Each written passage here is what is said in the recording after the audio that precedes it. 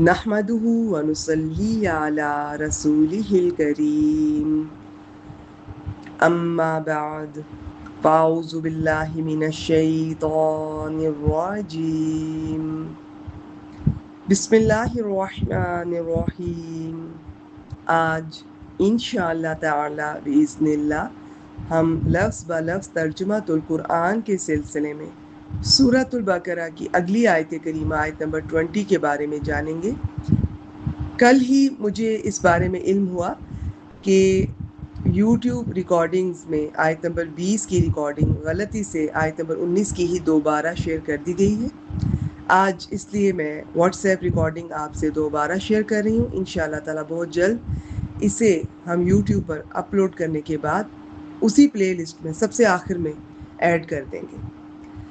تو مضمون کیا چل رہا ہے؟ منافقین کی اقسام۔ اس سے پہلے ہم نے دیکھا کہ پہلی قسم کے منافق تو وہ تھے جن کے دل میں کفر ہی کفر تھا، مگر مفاد پرستی کی خاطر مسلمانوں کے سامنے اسلام کا دعویٰ کرتے تھے۔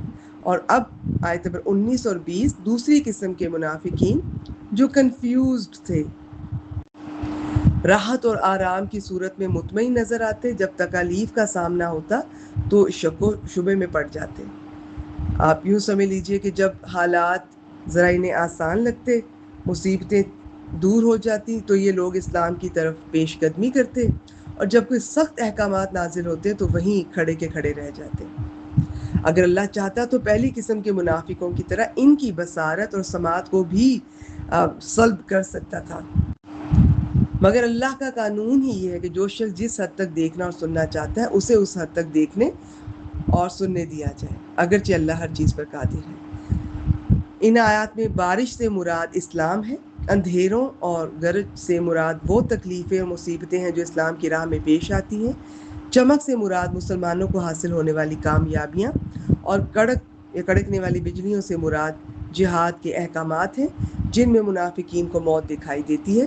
میں نے دو مختلف تفاسیر سے اس آیت کریمہ کی تفصیل آپ کے سامنے رکھی ہے، آپ کو جو آسان لگے پسند آئے آپ آخر میں ایک نظر دیکھ لیجئے گا۔ چلیے آئیے الفاظ پر بات کرتے ہیں۔ بسم اللہ الرحمن الرحیم۔ یکاد البرق، یکادو اس لفظ کو اسی طرح یاد کر لیجئے، قریب ہے، کادا یکادو قرآن مجید میں ان کا استعمال ہے۔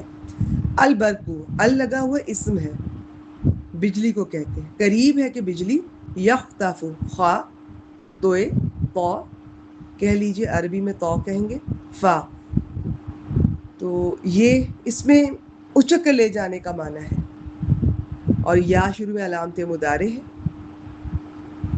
بجلی قریب ہے کہ اچک کر لے جائے۔ ابصارہم، بصر کی جمع، یہ دونوں اسم ہیں، ہم جمع مذکر غائب کی ضمیر، وہ ان اس طرح ترجمہ کیا جاتا ہے، اور ابصار یہ آنکھوں کو بھی کہتے ہیں، نگاہوں کو۔ بجلی قریب ہے کہ ان کی نگاہیں اچک کر لے جائے۔ کلما، اس میں شرط کا مفہوم پایا جاتا ہے، اس لیے ہم دیکھیں گے کہ اس کے بعد ماضی آ رہا ہے، لیکن ہم ترجمہ ماضی میں نہیں کریں گے، سوائے ایک شرط کے، لفظ ہے وہ لو، وہ بھی یہاں آنے والا ہے اسی آیت کریمہ میں۔ اس کے علاوہ شرط کے جتنے بھی الفاظ ہمارے سامنے آئیں گے ان کا ترجمہ مستقبل یا حال میں کریں گے، چاہے ان کے بعد فعل ماضی آئے، لیکن ماضی میں نہیں کریں گے۔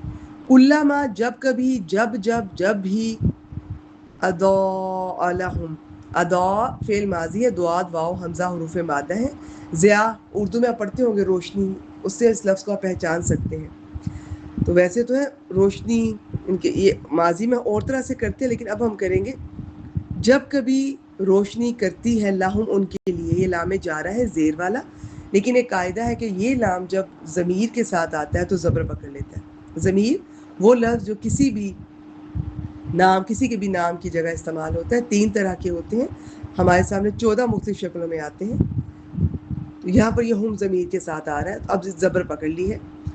جب کبھی وہ روشنی کرتی ہے ان کے لیے، مشو فی، مشو میم شین یا حروف مادہ، فعل ماضی ہے، آخر میں واو علی، پہلا حرف حرکت والا، ٹپیکل شکل ہے فعل ماضی کی، وہ چل دیے، یہ چل پڑے، لیکن کلّا ماں کا اثر یہاں پر بھی آ رہا ہے، اس کی وجہ سے ترجمہ کریں گے تو وہ چل پڑتے ہیں، فی ہی، فی حرف ہے، ہا واحد مذکر غائب کی ضمیر ہے، اس میں، تو وہ اس میں چل پڑتے ہیں۔ وَإِذَا اور جب. ایک لفظ ہوتا ہے از اور ایک اذا. اذا کے بعد چاہے فعل ماضی آئے ترجمہ مستقبل یا حال میں کریں گے، خاص طور پہ جب اس میں شرط کا معنی پایا جائے، اور از اس کے برعکس ہے. اور جب ازلم فعل ماضی ہے، اس نے اندھیرا کیا، لیکن اذا کی وجہ سے ہم ترجمہ کریں گے. اور جب اندھیرا کر دیتی ہے علیہم ان پر، علی حرف ہم جمع مذکر غائب کی ضمیر ہے، اور یہ ہم سے ہم ہو جاتی ہے جب اس سے پہلے زیر آئے یا ساکن آئے. اور جب ان پر اندھیرا کر دیتی ہے قامو، یہ بھی فعل ماضی ہے، قاف واو میم قیام سے لفظ پہچانا جا رہا ہے کھڑے ہونے سے، تو وہ کھڑے ہوئے فعل ماضی ہے، آخر میں واو علی پہلا حرف حرکت والا، لیکن اذا کا اثر ادھر بھی آ رہا ہے. اور جب وہ ان پر اندھیرا کر دیتی ہے تو وہ کھڑے ہو جاتے ہیں. وَلَوْ شَاءَ اللَّهُ اور اگر اللہ چاہتا. اب اس لو کا ترجمہ یوں کرتے ہیں، اگر وہ محنت کرتا تو وہ کامیاب ہو جاتا. تو شاء یہ بھی فعل ماضی ہے، شین یا حمزہ حروف مادہ ہے. اگر اللہ چاہتا لَذَهَبَ، ذہبہ میں جانے کا معنی ہوتا ہے، مگر اس کے بعد با کا حرف آئے تو لے جانا، تو لے جاتا بِسَمْعِهِمْ وَأَبْصَارِهِمْ، ان کے کان اور ان کی آنکھیں، یہ بھی ٹھیک ہے، یا ان کی سماعت اور ان کی نگاہیں لے جاتا. ان اللہ، ان حرف تاکید بے شک یقیناً، اللہ علی کل شیء قدیر ہر چیز پر، علی حرف ہے، کل شیء اسم ہے، قدیر یہ بھی اسم ہے، خوب قدرت رکھنے والا ہے، قادر ہے فعیل کے وزن پر. عربی میں ہر لفظ کا وزن ہوتا ہے، اس پر بات کریں گے انشاءاللہ تعالی. اس وزن پہ جب کوئی لفظ آتا ہے تو اس میں مبالغہ بھی پایا جاتا ہے اور معنی کی کثرت اور ہمیشگی پائی جاتی ہے.